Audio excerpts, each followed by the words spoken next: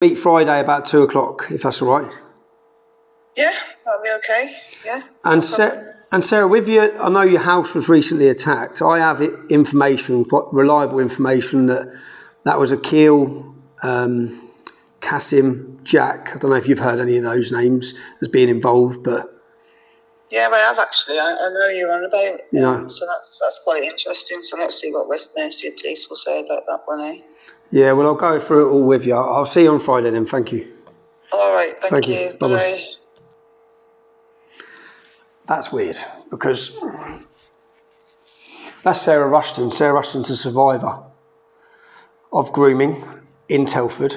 But when I say we've obviously got 12 girls we've worked these programmes on, 12 girls that have sat down, 12 girls that have been willing to sit on camera.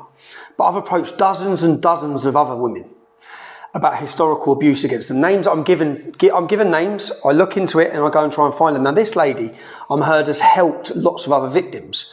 I've approached her. When I approached her, I got told in no uncertain terms, fuck off, okay?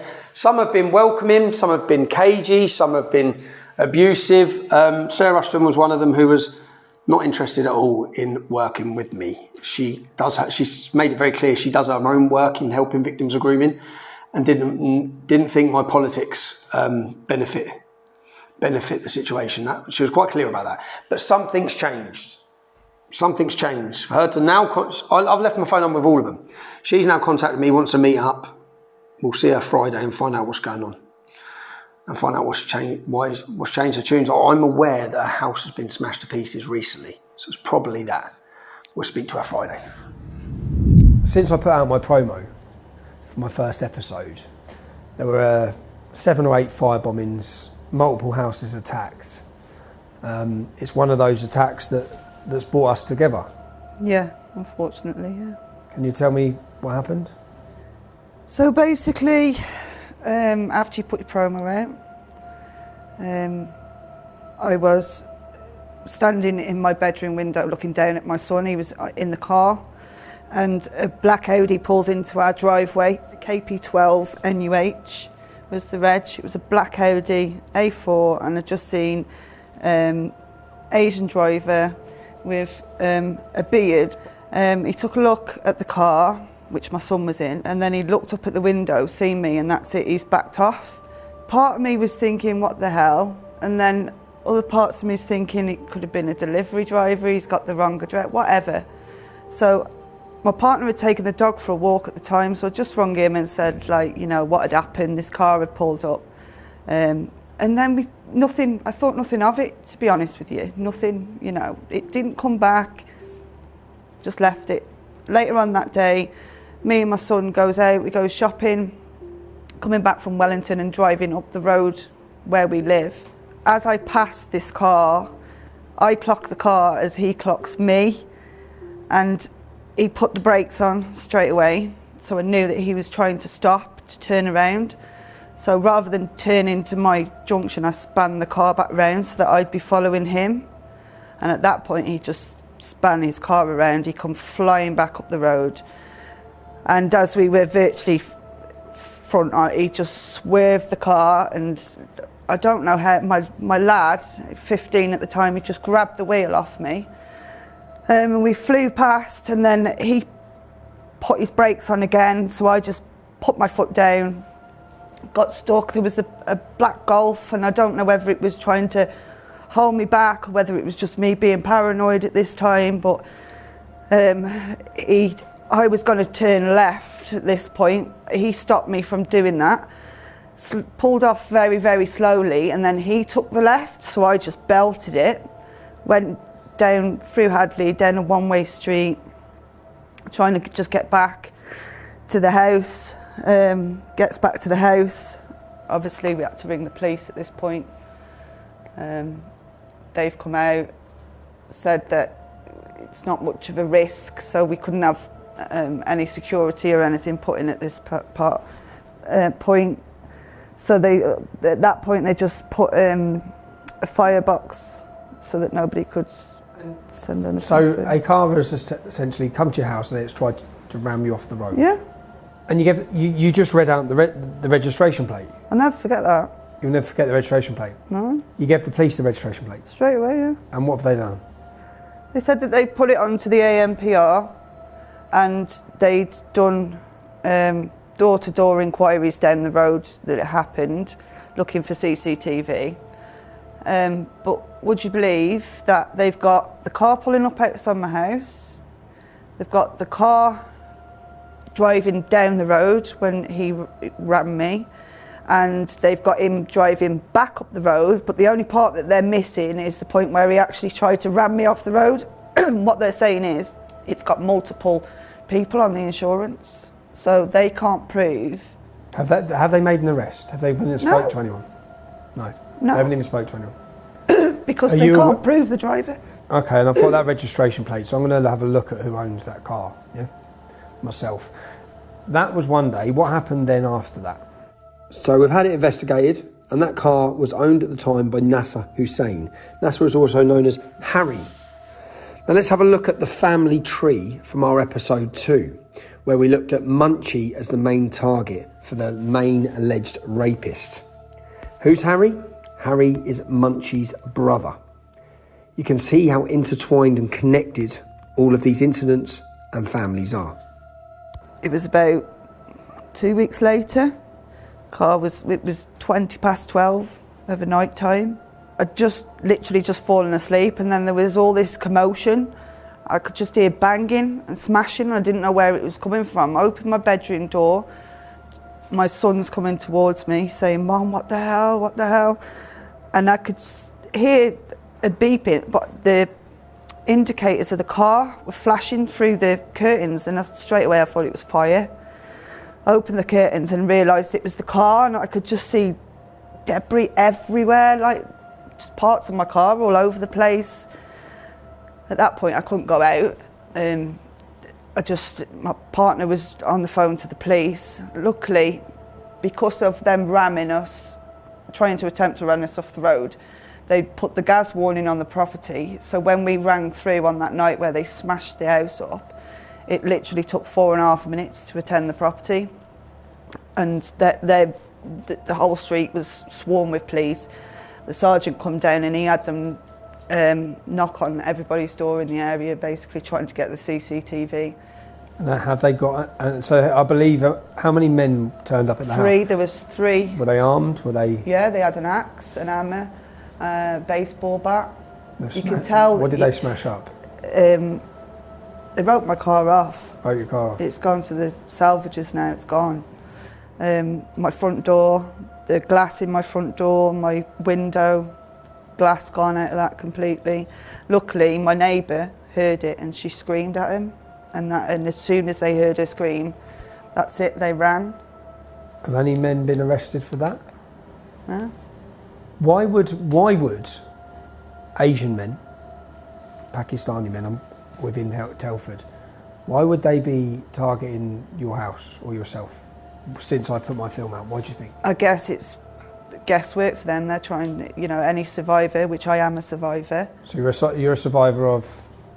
Sexual abuse when I was 13. You're 14 years old, you're pregnant, you're living with a 42-year-old Pakistani male. What was the situation with your mum and dad at this point? Like, were you missing My mum and from dad home? split up, yeah, I ran away. So you were missing, so you'd run away from home at 14. 42 years old, you're 13, 14 now, and pregnant. Was there any involvement from social services? Where were social services for a child in this situation? Where were they? They never come out to the house, never did a visit. I remember having a meeting down in a house in Wellington somewhere, and he was sat by me. Every time I had a meeting, he would be there. That's why I couldn't open my mouth. You have a meeting with social services, and the perpetrator, who's 42 and Pakistani, was present in the meeting? Yeah. At every meeting? Yeah. And I'm sure he was registered as my foster dad. Just you two? Yeah. You're pregnant at the same time. Were social services aware you're pregnant? Yeah. Yeah. And the school. And the school were aware? Yeah. No questions? No, he used to drop me off at school in a taxi. He used to drop you to school and bring you home from school? And you've run away from home and you're living with him, and there's not and so the man who was raping you was taking you to meetings with social services, and they were sitting and holding the meetings in front of him and with him about your protection. Yeah. I wasn't put on no child protection order or anything like that. They never looked after me. They just left me there. And maybe I was a bit troubled, but come on. I was only 13. I was only little. Nothing to me, really. Did he give you drink or drugs? Yeah. Well, How often? Weed every day. Yeah. Drink as and when I wanted it. But to be honest with you, the drink was more Terry. Terry is on. It was hooch. Remember that hooch? I remember apple hooch. That's what he used to. Did you have your baby? Yeah. So you had your baby at 14? Yeah. This man, the main perpetrator, we were looking at him last year. We were getting close to him. As part of our other investigations into grooming within the town of Telford, unfortunately during the filming of these documentaries, he passed away without ever facing justice. Bless you. Thank you very much. Thank you. No problem. Bye-bye. Thank you.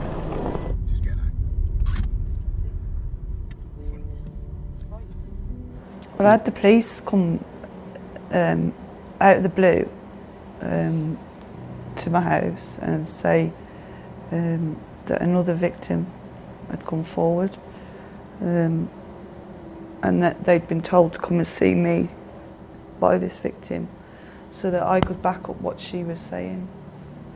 Had you ever been to the police previously about him? I went to victim support when I was 16 because it was meant to be a confidential service, and didn't understand then that certain things that they have to take forward, they can't just leave it. So I didn't understand that then, and I just laid it all out on the table. And she said, just give me 2 minutes and I'll be back with you. And she come back in about 10 minutes later with 2 CID officers. So she'd rung the police. And how come no action was taken against him? Because I was too scared to go to court. Scared? Yeah.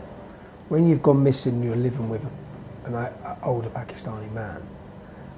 Was your mum going to the police? Did she go to the police? Yeah, my mum and my dad. But they said to my mum that it's better to know where I was, and they didn't want to rock the boat and have me run again. That's what the police said to your mum? Yeah, and that I was settled. And my dad, it sent my dad a bit, he was constantly on the phone, and he spoke to a sergeant and he said to him, your daughter's not the first victim and she won't be the last. I can tell you now he's fathered several children with children. I'm still there. But they didn't do anything? Nope, because nobody had come forward. You were still living with him? Well, there's proof there. What? He's, so we were getting close to him, we were looking at him, and then... He's dead. He's dead now. He's dead. He died. Told me I was a filthy gory, something like that. Do you know what that means? You're aware now of what that means? What is it? A whore? White trash, white slag. Yeah, well. So it seems that your perpetrator took you as his property, as his singly. They said that I was damaged goods when I got pregnant, so they couldn't use me anymore. Once you were pregnant. Which they couldn't, could they? If I was pregnant, they couldn't sell me up and down the country, could they? With a bum. I know recently you've took part in it. There's an independent inquiry in Telford that's happening now. Waste of time. What makes you say that? One, it's funded by Telford and Wrekin Council, and I can't trust them. How can I trust anyone? You know, 1996, 97 was my case when it was live. And you've got head of children's services is grey and bold. That, you know, that really puts... Do you feel safe to name people? No. Have you ever felt safe? No. When was the last time you felt safe? When I was sat on my nan's lap when I was a kid and she was rocking me.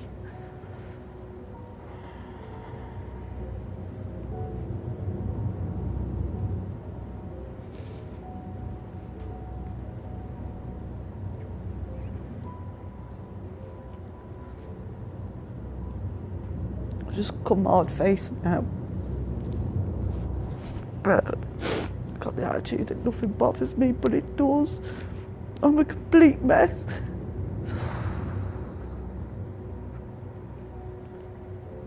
And I've not had counselling. I just got on with it. My way of getting my justice was to move forward. And I just threw myself into education, did whatever courses I could, raised my son the best I could.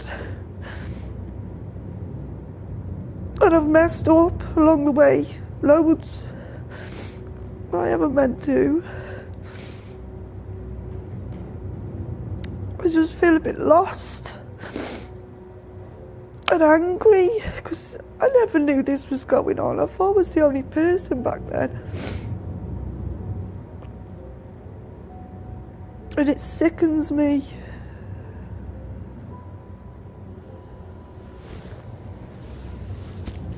I know that this is difficult and then for you to sit and talk through. Do you mind if I ask why you're saying?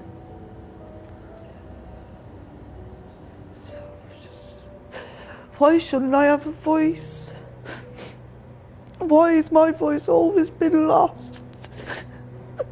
Why can't I sit here and stand up for myself without feeling scared of the repercussions all the time? I haven't done nothing wrong. I've never done anything wrong. I've tried my best. All through my life I've tried my best. Sorry.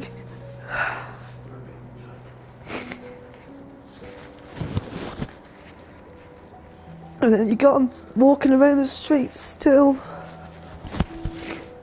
So when this was happening to you as a child, you was totally unaware of the scale of what was going on in Telford? I didn't have a clue. Not a clue. I promise you, I never No, knew. I sense from you, and you've got nothing. I can see that you are talking like you feel a guilt when you shouldn't, and you don't. There's no. I know, but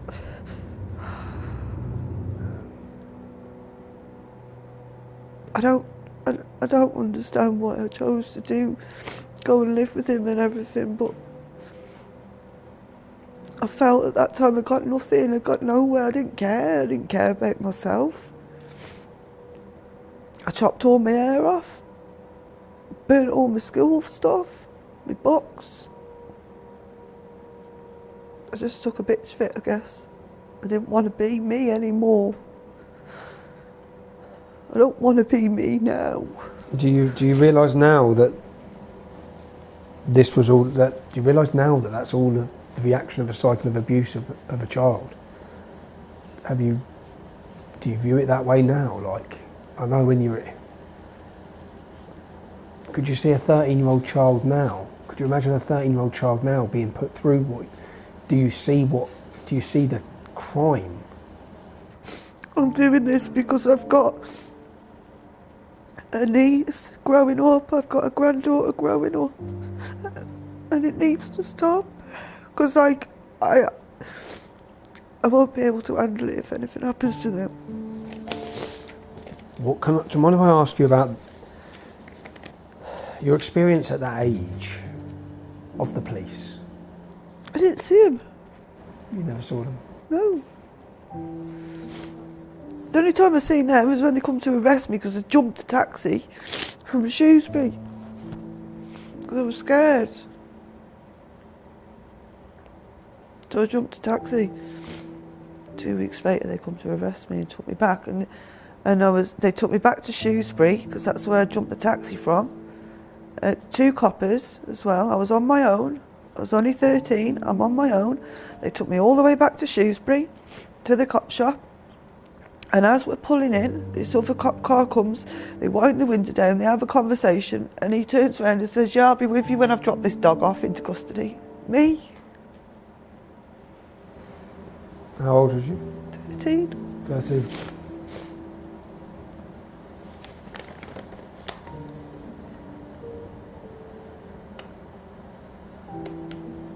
You're still living in Telford? Yeah. Are you aware of any abuse that's still currently happening? Is this problem current or is it historic? Current. It's current. Yeah. Yeah. I understand that you speak now with lots of other children and women who are survivors or victims at the time. Uh-huh. You've spent years now. Yeah. And I chose to do that because I'm one of them too, and I know their pain and their fear. And I know that I feel that if there was something like what we have out there back then I wouldn't have felt so alone in the world. You know, I felt there was no support, there was no one to turn to. And that's sad, because everybody needs somewhere to go. Do you know what my dream would be? And if I won the lottery, or if I come into any substantial amount of money, and I promise you this on my life, the first thing that I would look into is buying a retreat so that these victims have got somewhere to go, even, you know, if it's for a night, or where they can get an education, proper counselling. That is the first thing I would do, because there's nothing. And that we need that. There's nothing. And why? The council, the police, everyone's now aware that you were a victim. You know, when I disclosed at 16, they put a file in Mallinsgate Police Station with Chowdhury on it. When Chalice come about, not one word off him. They didn't come and see you? Not one word. So when Operation Chalice came out, which was to look at the historic and go through the files, you have a file that shows you were impregnated at 14, you were living with a 42-year-old Pakistani man, and they didn't come and see you? No. You've never heard a word from Operation Chalice? No. Not a word. So how many other girls like you do you think there are in Telford? Because I've seen your top police officer attempt to dispute the figures of victims. But do you think we're aware of all the victims? Do you think the police are aware of all the victims? No. This is massive. This is huge. And there's so many that are too scared to come forward or ask for support because they don't feel like there's anybody there. Have you had any counselling? No. Where are you with trust? I ain't got none. Who do you trust? No one. Ahmed Nawaz? He's Becky Watson's killer. And Becky's in the ground, 13-year-old child. Sarah.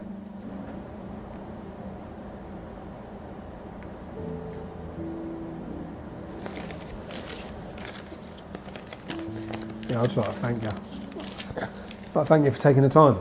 And No worries. okay, man.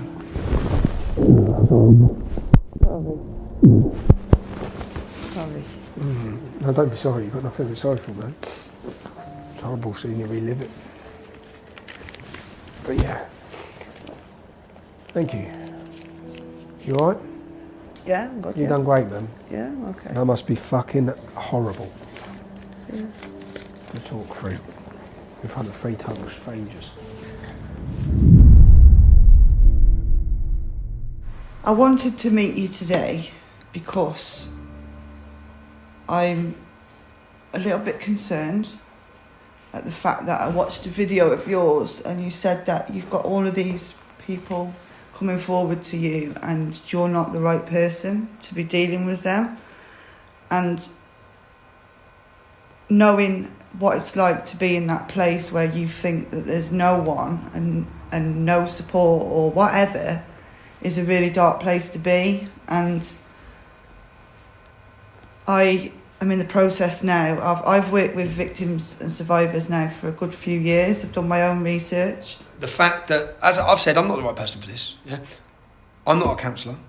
I am not the right person. But I have had some people contacting me, and if you're a survivor, so you'll understand fully. Which is why now I've set up my own organisation now, and that's called Save.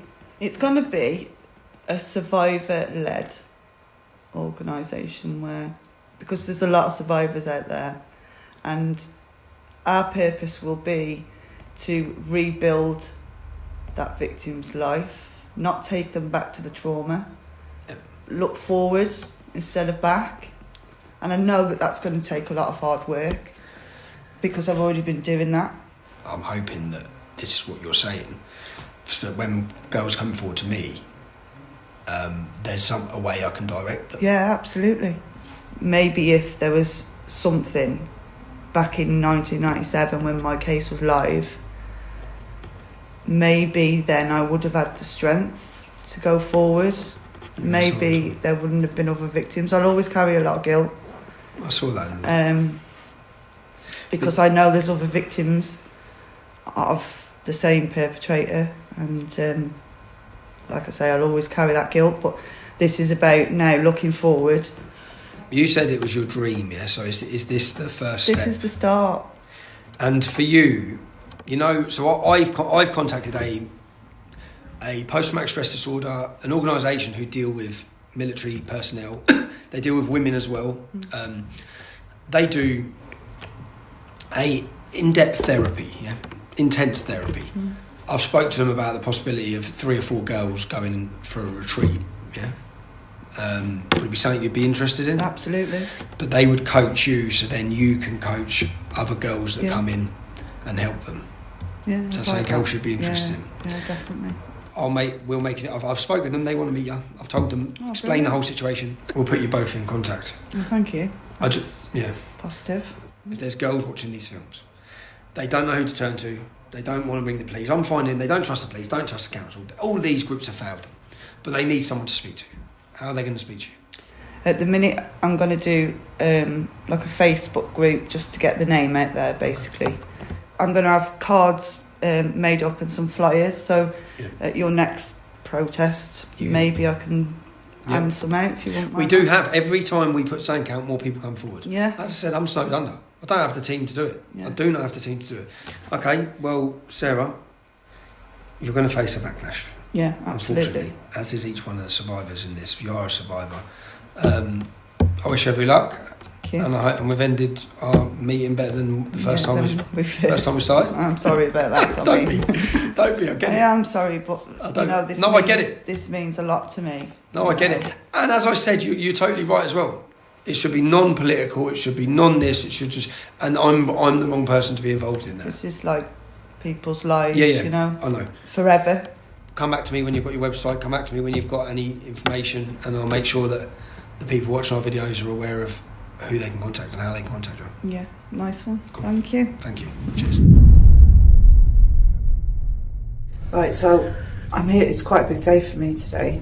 I'm here because I support the survivors, and with Tommy doing a documentary, I need there to be a place where them survivors can go for support. So today I'm meeting with 2 people from a mental health charity, and they specialise in non-trauma therapy, which I think is the best way forward for these survivors. The last thing you want is to take them back to that trauma. This is about rebuilding their lives and not taking them backwards. So I'm hoping that this today goes really well and that we get the outcome that we want, which is for possible training, and so that maybe I will have the therapy, try it out, and then maybe then I will be able to then pass that therapy on to the people that I work with. SAVE is a survivors-led organisation, so I'd like all of the ladies who are involved to do this therapy as well, and for them to be able to deliver it as well as use it themselves. So hi Sarah, I'm Vicky, my partner Mick. Yeah, I'm Mick. Nice to meet you. Nice to meet you, yeah. So Sarah, do you have any questions? I have, yeah, I've just wrote a few down. Well, I think that's probably the best way to start, really. What I really need to know is what it involves, what the therapy involves. I'm quite interested in the non-trauma therapy, because I think for the survivors that's the best way forward for them, because I'd never want to take them back to that trauma. I'm all about rebuilding their lives, moving forward. Even though you'll never get over what's happened to you in the past, you can make a better future, I truly believe. I'm ex-military. I served in the military for 30 years. Thank you very much. So I ended up in lots of rooms where I was training the military, and they were presenting things like nightmares, flashbacks, which really was then sort of given the label post-traumatic stress disorder. So first and foremost, it's non-trauma focused, and equally what we look at doing also is if anyone's medicated, we look at helping them coming off medication, because ultimately your body, if it's treated properly and if it's put in the right emotional space, can create everything that it needs to create. So that's like a long-term thing, and we always do that with medical guidance, but essentially we want you to be chemical-free, we want you to be alcohol-free, drug-free, distraction-free, so that you can get on and live your life. We literally help people change all of the emotional stuff that they've experienced that's holding them back, and that's what we do. And of course, this is, we all of the quality work is always done as a one-to-one. We do run group work where we get groups together. All of the quality change is a one-to-one session. Yeah, because a lot of people struggle with group. No, absolutely, they do. You know, a lot. I'm excuse me, I'm one of them people that I like it to be on my own until I've built trust, or I know where I am. We just literally run a 7-day. We're just doing a 3-day program for 7 people. There's no requirement to talk as part of that group, not until you've changed. Because when you've then changed, what happens is every conversation you have after you've changed becomes cathartic, and equally sharing experience with others at that point, if you want to, is a very, very powerful thing.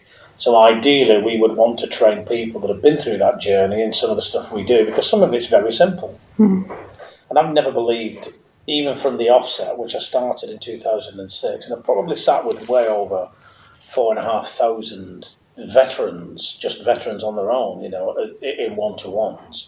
We've never believed in coping strategies because they just really, it's like putting a plaster on something. Masking the problem. Yeah, and of course, there's really nothing can touch it at the level of emotional transition. So how long does it take? How do you do your work with these? How do you do it? So generally speaking, what we would do is we'd look at creating a change program for a small group of people. But that group would stay together for 3 to 4 days, and what we would do is they would all receive individual one-to-one sessions that are designed to change them. There's also a level of education that goes with it, so they can understand what makes them tick. They can work out the triggers. They can also have moments where they recognise what they've changed, because that change needs to be integrated into their experience. We kind of describe ourselves as a tour guide. We take you on a journey, and we guide you through a series of questions where you go in and you find your own answers at the level of your unconscious. And this may seem quite a difficult thing for you to get your head around at the moment, and we would totally understand that.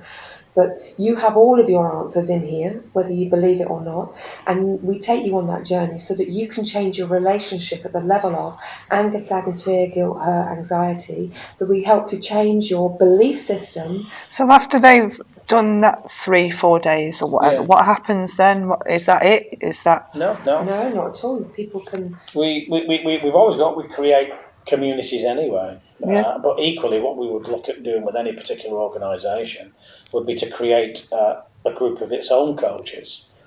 So it's got its own focal point, it's got its own expertise, and it can then help itself, which is what we've done with other organisations. Yeah. What do you ideally want out of it, Sarah? What do you see is required based on your... I'd like to be able to deliver it as well. I'd like to be able, you know, like I say, it's going to be survivors led, so all of the girls are going to need the therapy, and possibly the majority of them are quite capable of being able to deliver it as well. My aim, my long-term goal, would be to have a retreat somewhere. To rebuild somebody's life, sometimes you've got to take them out, like you've just said, take them out of that situation, put them somewhere else, let them reflect. Even if it's for a night, if it's long-term, whatever they need. Because like I say, there's nowhere, and I truly believe that if there was somewhere, the world would be a much brighter place for these survivors. We're quite excited about the potential to help. Yeah, and that's how I feel, and you've just got to get a little help along the way, haven't you? And we're not into long-term. We're not into long-term relationships either, Sarah. You really, this is not protracted. No. It's not years and years of therapy on any level. No. You know, some slowly, some quickly, but essentially, once you start to change emotionally, the transition is pretty quick. And it might mean that some of the survivors, as you call them, may need to come on a couple of change programs. You know, and you know we will be there to assist until people are in a resourceful space. And you know, but sometimes that requires, you know, doing a change program, going away and reintegrating the new you, because the new you will be born. And we're very much about, you know, and Mick has the skill set to do that, to empower you and anyone else that want to go on and do this independently. You know, there's no need for us if you have the right training. We can produce all the coaches and the trainers, so there's no problem. I'd like that. I'd like I say, I'd like there's to be a nothing more coach powerful than a survivor talking to another survivor. You know, we find it with veterans. We trained a number of organisations with their own veteran teams, and of course, the biggest cry with the veterans was nobody understands us. Exactly. Well, actually, nobody understands a woman that's experienced some of the stuff that she's experienced. It's unreasonable to even expect them to do that. There's nothing quite like veterans helping veterans or survivors helping survivors. Because they've got the understanding. Yeah, they have, Again, going back to my retreat idea, I'd like to be able to cater for the children as well. So bring your children as well, because we have a system. It opens the doors. We have a system for children that is second to none. I can't think of anything more powerful. Let's do it. And the proof of the pudding's in the eating, right? So we're all about results. Yeah, let's do it. Cool. Okay. All right then. Yeah. Have we done? Oh yeah. Oh, I think it went fabulous. Couldn't have gone any better. Really, really positive. I'm really, really excited. Like, that's a major step for us in the right direction. They totally get it. Their dreams and goals are the same as mine, which is amazing. What's going to happen is I'm going to have the therapy, and then they're going to train me to be able to deliver the therapy in our own group. So hopefully there'll be groups all over the place, all over the country, not just in one location, because it's, you know, it needs to be a national thing. Fantastic. But that way, I think it went really, really well. We need some nice people, really, to make some nice donations. Anybody got a 6-bed house we could lend for a week? That'll do. It's going to take a lot of hard work, but this will work. This is the way forward, and today that's the major step in the right direction. Fantastic. To where we want to be. Just catching up on how the meeting went with Sarah and the mental health organisation, and it looks very positive. One point, when I was watching Sarah at the end, she says, "I need some nice people, really, to make some nice donations. Anybody got a 6-bed house we could lend for a week? That'll do." It's a location for a retreat for the girls, and I know the perfect location. I actually hired the venue years ago for filming, and it's perfect for this. So I'm going to contact the owner and see if there's a chance that maybe the girls can use it. And I just know for what it is, for where it is, for the location, for everything, it's perfect for them. So let's see if we can put that into action. Yeah, we're just approaching. How do you feel about this place? Excited. Look at it, it's lovely. I'm just hoping that this is the start of my dream that I've always wanted. Because it's needed more than anything right about now. Oh my god.